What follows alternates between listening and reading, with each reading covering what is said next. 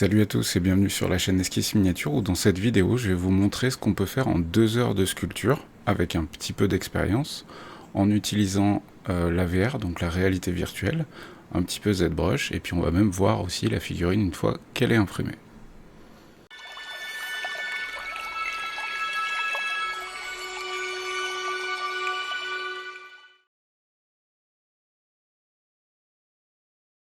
Quand on veut sculpter des figurines pour l'impression 3D, il est important parfois en fait de se remettre un tout petit peu en question, histoire de continuer à évoluer et à progresser. Là c'est un peu l'exercice que j'ai voulu faire en sculptant cette figurine, qui est donc littéralement une tentative de copie d'une figurine de grande marque que vous connaissez tous, à savoir une demoiselle du Graal de la Bretonnie pour Warhammer. Et habituellement, j'utilise un logiciel qui s'appelle plutôt Medium. Donc, je ne sais pas si vous êtes au courant, mais je sculpte la majorité du temps en VR, donc avec le casque, comme vous êtes en train de le voir à l'écran. Et j'affine ensuite sur ZBrush ou sur Blender.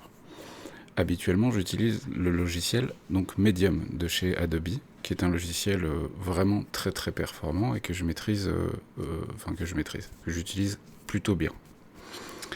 Mais de temps en temps, j'aime bien faire un petit peu violence à mes compétences et me mettre des petits défis. C'est aussi histoire de casser un petit peu la routine de la sculpture, hein, parce que vraiment, je sculpte au strict minimum 8 heures par jour, donc de temps en temps, il faut savoir se faire un peu plaisir aussi sur la sculpture et continuer de s'amuser. C'est surtout ça, en fait, le truc. Et du coup, dans cette vidéo, je vais vous montrer un exemple d'un petit exercice que je me fais à moi-même régulièrement, et que je vous invite, si vous voulez tenter d'apprendre ou de continuer de progresser dans la sculpture, à faire. Parce que c'est ultra formateur, et ça force à tester de nouveaux outils, à rester un petit peu à jour aussi, à tester de nouveaux logiciels. Du coup, dans cette vidéo, je vais utiliser Gravity Sketch, qui était le tout premier logiciel de conception 3D en VR que j'utilisais il y a 5 ans maintenant. Ensuite, je l'ai laissé tomber, je suis repassé sur Medium, qui est quand même bien plus performant. Et puis récemment, j'ai réinstallé Gravity Sketch, histoire de voir ce qui avait changé, les évolutions qu'il y avait eu, etc. Et je me suis rendu compte qu'il y avait moyen de faire des trucs vraiment, vraiment plutôt cool. Alors, il manque beaucoup de choses par rapport à Medium, ou même par rapport à ZBrush, si c'est pas en VR.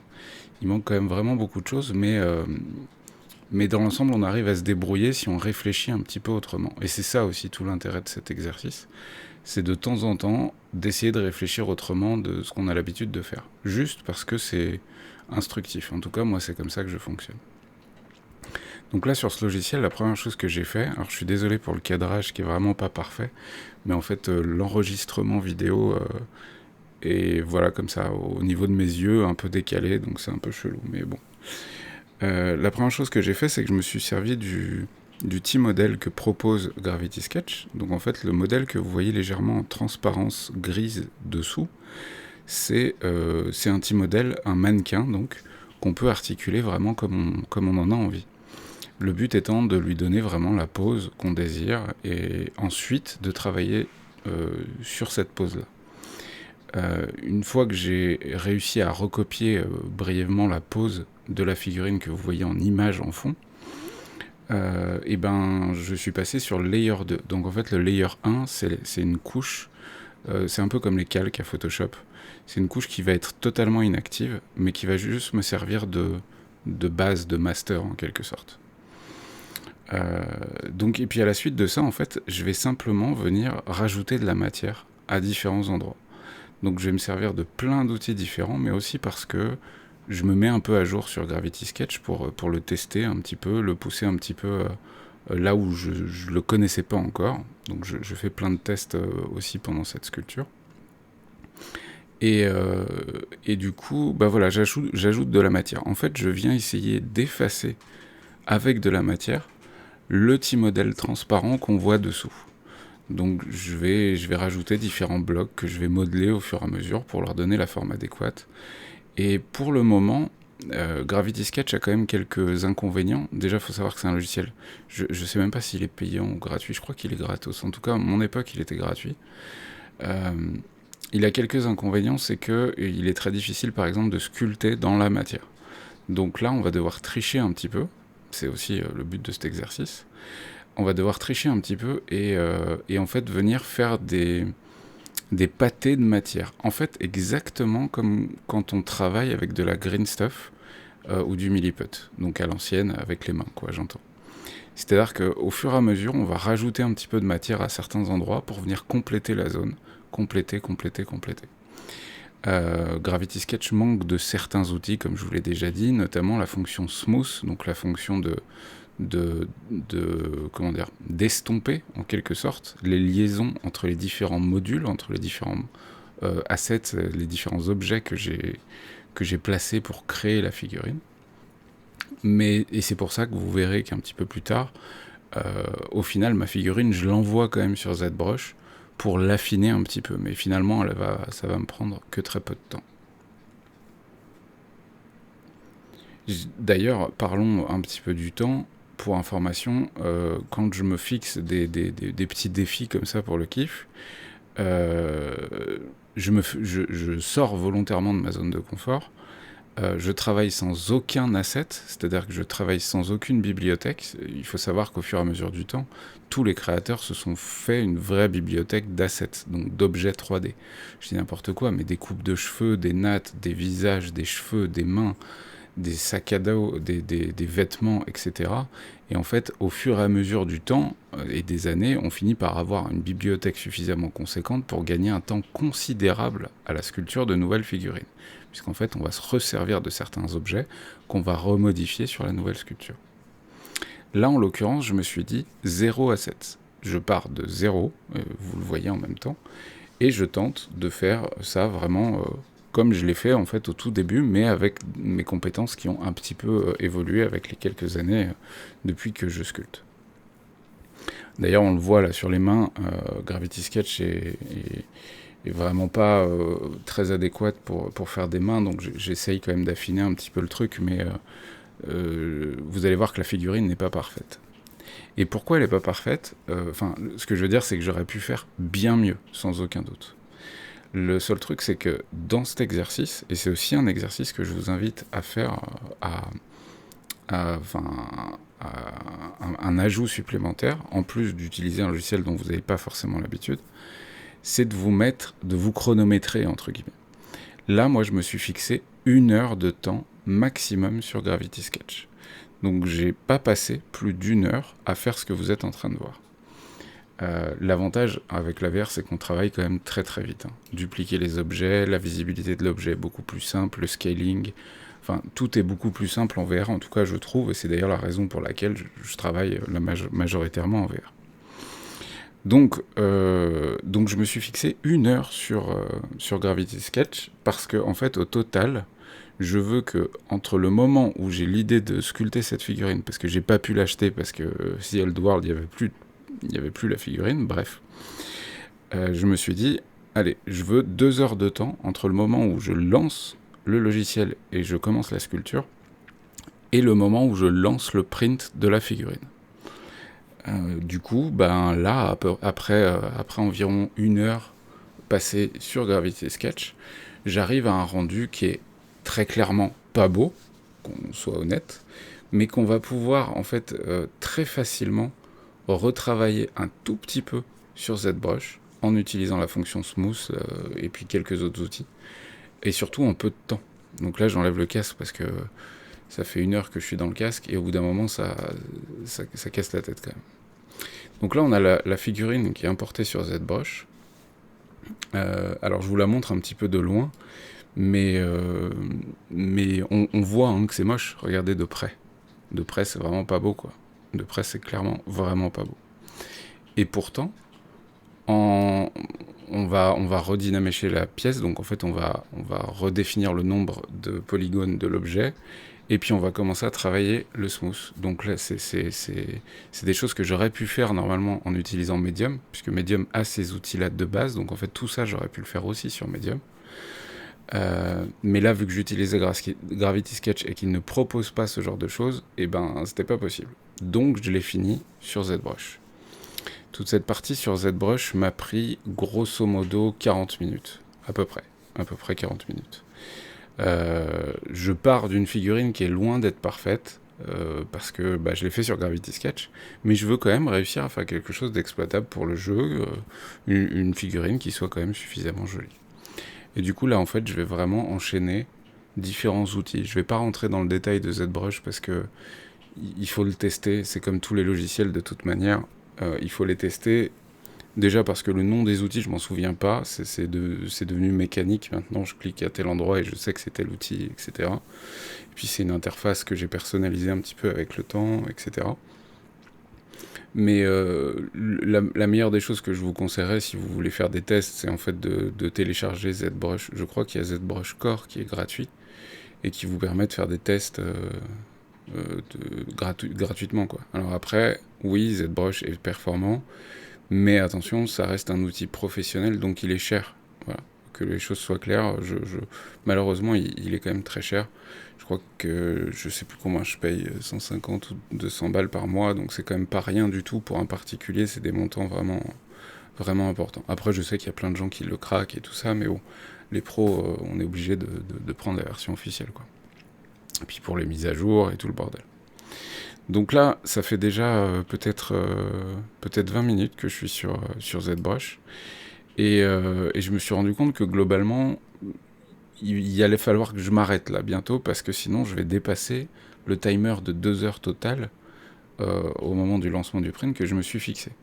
Donc, vous avez vu, je pourrais y passer beaucoup plus de temps, mais cet exercice me dit qu'il faut que j'arrête avant 2 heures, parce qu'il y a encore la phase de slicing derrière, préparation du fichier.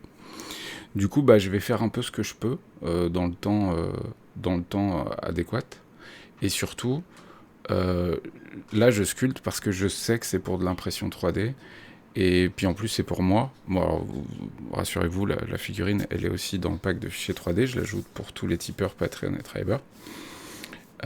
Donc elle n'est pas parfaite, mais aussi parce que voilà, c'était une volonté d'exercice. Et du coup voilà, c'était histoire de vous expliquer un petit peu ce que j'ai fait pendant ces un peu moins de 2 heures. Mais vraiment, si vous voulez progresser, c'est génial de faire des copies. C'est vraiment un très très bon exercice.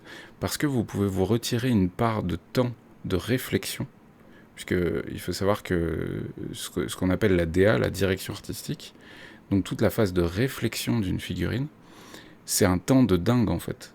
Le seul truc c'est que c'est inquantifiable, parce qu'on ne sait pas à quel moment on y a pensé, on a dessiné, ce genre de choses. Et du coup, quand vous faites la copie de quelque chose de déjà existant, c'est un exercice formidable parce que vous gagnez tout ce temps-là, vous n'avez qu'à essayer de reproduire bêtement.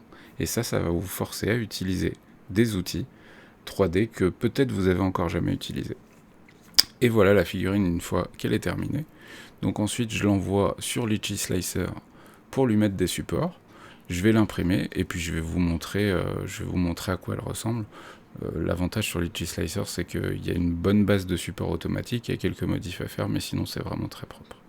Allez, je vous montre à quoi ça ressemble physiquement maintenant. Bon, après quelques heures de print, les figurines sont là. Faut pas faire attention, il y a d'autres figurines sur le plateau. Et du coup, voilà ce que ça donne. Alors c'est vraiment un aperçu, c'est histoire de vous montrer la phase de nettoyage, etc. Wash and cure comme d'habitude. On nettoie tout ça et je vous montre ça sur l'établi ensuite. Bon là c'est la phase où je remplis mon bac, je prépare les prochains prints, etc. Puis ensuite vient le temps de la polymérisation de la figurine que je fais sur le Wash and Cure grand modèle de chez Elego tout simplement. Et d'ailleurs je l'ai mis dans le mauvais sens la vidéo, mais c'est pas très grave. Évidemment avant il y a le retrait du plateau, alors avec la TGM7 ça va vraiment très vite et c'est pareil pour le retrait des supports, c'est assez rapide. Et voilà notre petite demoiselle du Graal qui est imprimée, donc polymérisée également, comme vous l'avez vu. Alors on est très loin d'avoir une figurine du niveau de Games, mais encore une fois l'exercice était de faire quelque chose en 2 heures.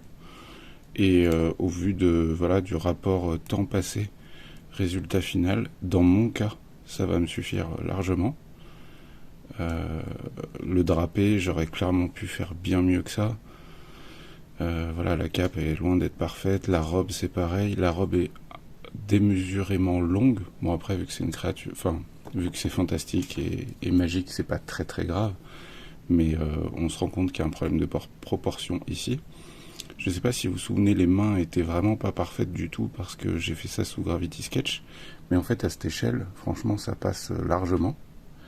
Et puis du coup, bah voilà, on va pouvoir lui mettre un petit socle de 25 mm de côté, et elle va pouvoir rejoindre l'armée bretonienne que je reçois bientôt. Ah, et puis on va faire une petite conclusion. Bon, venons-en à la conclusion. Alors, avant tout, je tiens à préciser que ce fichier 3D est totalement gratuit pour tout le monde.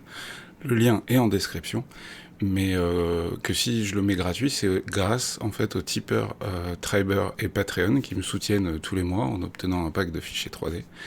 Mais voilà, celle-ci, elle est gratos pour tout le monde. Vous pouvez aller la télécharger sur mon site internet, sur MyMiniFactory, sur Cult et sur MakerWorld.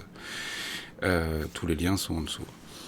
Donc résumons un petit peu ce qui vient de se passer. Donc en gros, mon défi, c'était bel et bien d'essayer de sculpter ça sur Gravity Sketch en l'espace de 2 heures à la louche, en prenant en tout cas moins de 2 heures entre le moment où je commence une sculpture de zéro et où je peux lancer le print. Évidemment, je ne prends pas en compte le temps de print puisque cette figurine en 30 microns a pris 5h30, 6h à sortir.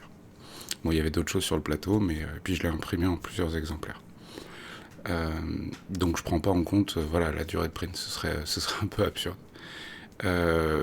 Moi je me rends compte là à l'issue de ces 2 heures que c'est quand même possible avec un petit peu d'expérience d'arriver à faire des figurines largement suffisantes pour le jeu en finalement très peu de temps. Alors évidemment celles que je vais réaliser notamment pour l'historique me demandent beaucoup plus de temps. Et voilà. Et oui, l'autre critère important concernant ce petit défi que je m'étais lancé, c'était sans aucun asset. De toute façon, vous l'avez vu dans la vidéo. Donc il n'y a pas un seul objet extérieur qui n'a pas été fait dans ce laps de temps de 2 heures, tout simplement.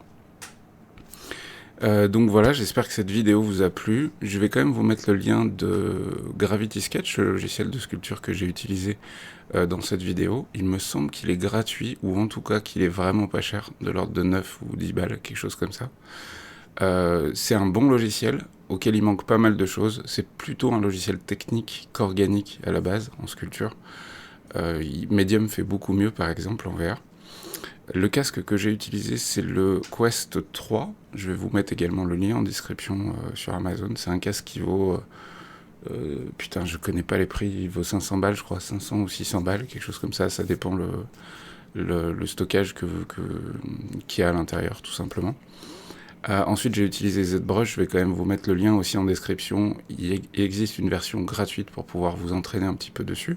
Mais ensuite, il faut la payer. Et on va pas se mentir, c'est un petit peu cher. Ensuite, j'ai utilisé Litchi Slicer qui m'a permis de poser les supports. Ça, c'est vraiment le slicer pour la résine que j'utilise maintenant depuis quelques années. Et c'est de loin pour moi le plus pratique d'utilisation, efficace. Enfin bref, je le trouve vraiment cool. Il existe en version gratuite, mais il y a aussi une version pro, une version payante. Et puis ensuite, l'imprimante 3D que j'ai utilisée, c'est la Saturn S Ultra Megatron Power Boost, je sais plus quoi, la grise que vous avez vue à la fin au moment du nettoyage. La meilleure imprimante 3D résine que j'ai. Pour la résine que j'utilise, vous m'avez peut-être vu remplir le bac, c'est de la TGM7 de chez Amera Labs. Donc attention, c'est une résine qui coûte très cher, puisqu'on est à pratiquement 100 balles le litre, un peu moins en vérité. Elle est selon moi parfaite parce que le retrait des supports est extrêmement simple et surtout elle fait des figurines quasiment incassables. Et pour moi, c'est le critère le plus important quand il s'agit d'imprimer des figurines que j'envoie à des clients, tout simplement. J'espère que cette vidéo vous a plu. N'hésitez pas à mettre vos commentaires en description et on se retrouve très vite pour des nouvelles vidéos. Ciao ciao.